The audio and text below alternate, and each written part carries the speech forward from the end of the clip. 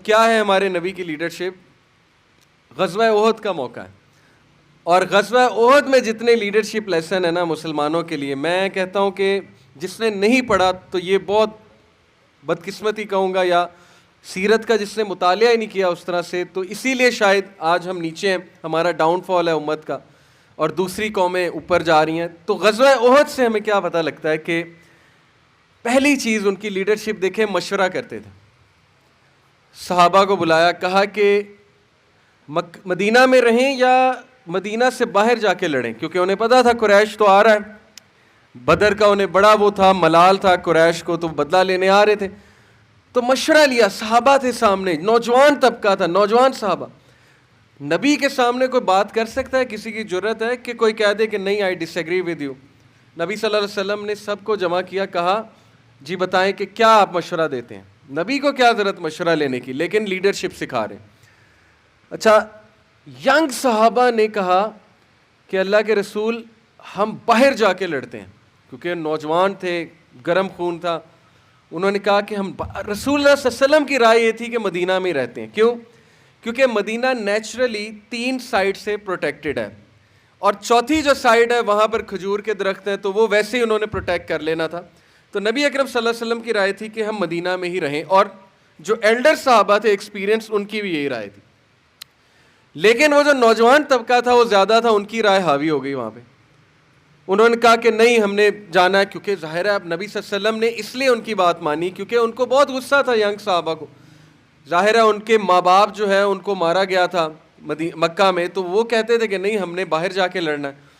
आज सोचें, अल्लाह के नबी सल्लल्लाहु अलैहि वसल्लम अंदर गए और हज़रत हमज़ा बिन अब्दुल मुत्तलिब, जो इतने जलीलुल कदर सहाबी, नबी अकरम सल्लल्लाहु अलैहि वसल्लम के चचा, वो इतना डांटा उन्होंने यंग साहबा को। बिल्कुल सही वाक़या है सीरत की किताब में। उन्होंने कहा कि हाउ डेयर यू, तुम्हें शर्म नहीं आती, नबी से डिसएग्री कर रहे हो, नबी को कह रहे हो, जबकि नबी ने अपनी राय बता दी कि हम अंदर लड़ते हैं, मदीना में रहकर मदीना को डिफेंड करते हैं। तो वो बड़े एम्बेरस हुए। जाहिर है कि वो एकदम उन्होंने कहा कि हाँ, ये तो हमसे बड़ी ख़ता हो गई। लेकिन उन्होंने कहा हम, नबी ने पूछा था तो हमने अपनी राय दे दी। तो फिर हज़रत हमज़ा बिन अब्दुल मुत्तलिब अंदर गए उनके खैमे में नबी अकरम सल्लल्लाहु अलैहि वसल्लम के, और कहा कि या रसूलल्लाह, हमसे कोताही हो गई है, जैसे आप कहते हैं वैसे करेंगे। तो अल्लाह के नबी सल्लल्लाहु अलैहि वसल्लम अपना आर्मर पहन चुके थे, अपना जंगी लिबास, और उन्होंने हमज़ा बिन अब्दुल मुत्तलिब कहा कि हमज़ा, नबी को ये ज़ेब नहीं देता कि एक बार वो अपना आर्मर चढ़ा ले तो उतार दे। यानी लीडरशिप चेक करें कि एक बार मैंने फ़ैसला कर लिया तो बस कर लिया, अब रिवर्स नहीं होने वाला है, यू टर्न नहीं होने वाला है फ़ैसले में। तो हज़रत हमज़ा एकदम डर गए कि नबी सल्लल्लाहु अलैहि वसल्लम इस टोन में कह रहे हैं कि नबी ने एक बार आर्मर चढ़ा लिया तो फिर नबी उतारता नहीं आर्मर को। अच्छा, उसके बाद क्या हुआ? ग़ज़वा ओहद में मुसलमान को शिकस्त तो नहीं कहना चाहिए, क्योंकि शिकस्त ये थी कि मदीना हाथ से चला जाता है, इस्लाम रुक जाता है, तो ये शिकस्त नहीं है। कुछ लोग कहते हैं शिकस्त है, शिकस्त नहीं है, बस ये कहें कुछ लॉसेस हुए, कुरैश ने समझा जी कि हमने बड़ी मार लगा दी है, लेकिन नुकसान हुआ मुसलमानों को। सूरह आले इमरान की तकरीबन 100 वर्सेस जंग ओहद के बाद नाज़िल हुई, जंग ओहद के मौजू पे हैं। तो मुसलमानों को इतना नुकसान हुआ ग़ज़वा ओहद पे, क्योंकि बात भी नहीं मानी थी। वो जो तीर अंदाज थे जिन्हें पहाड़ी पे खड़ा किया, 50 के करीब थे, उनमें से 40 जो है वो माल गनीमत जमा करने निकल गए।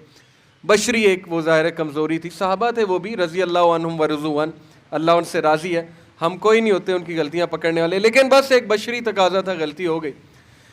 इतना नुकसान हुआ कि नबी अकरम सल्लल्लाहु अलैहि वसल्लम को 3 जगह चोट लगी हमारे नबी को। एक दंदान मुबारक शहीद हुए, एक हमारे नबी के गाल मुबारक के अंदर हेलमेट खुप गया, आप अंदाज़ा लगाएं कितनी बड़ी चोट है, एक हमारे नबी के हेड इंजरी हुई बड़ी ज़बरदस्त किस्म की।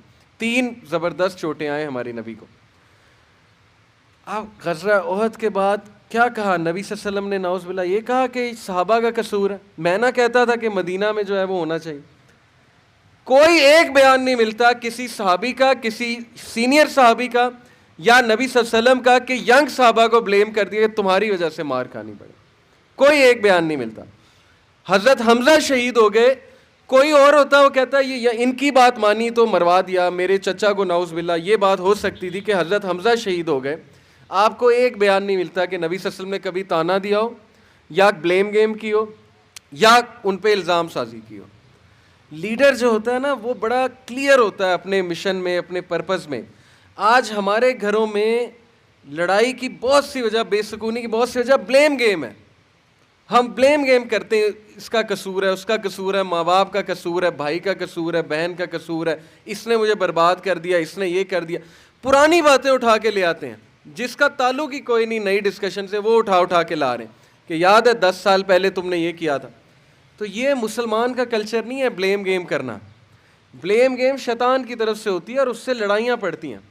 क्या फ़ायदा ब्लेम गेम करने से? भाई एक मसला हो गया, एक डिसीजन ले लिया, चलो डिसीजन से कोई लॉसेज आ गए, लेकिन अल्लाह की मर्ज़ी, बात ख़त्म। मुसलमान तो अल्लाह की मर्ज़ी पे जो है वो इक्तफ़ा करता है कि बस ठीक है, अल्लाह की कोई मर्ज़ी थी, इसमें लॉस हो गया, इसमें भी कोई अल्लाह की मर्ज़ी थी। इसलिए लीडर जो है ना वो ब्लेम गेम नहीं करता। ये बहुत ज़रूरी मेरा पॉइंट है अगर आप लीडरशिप को समझना चाहते हैं।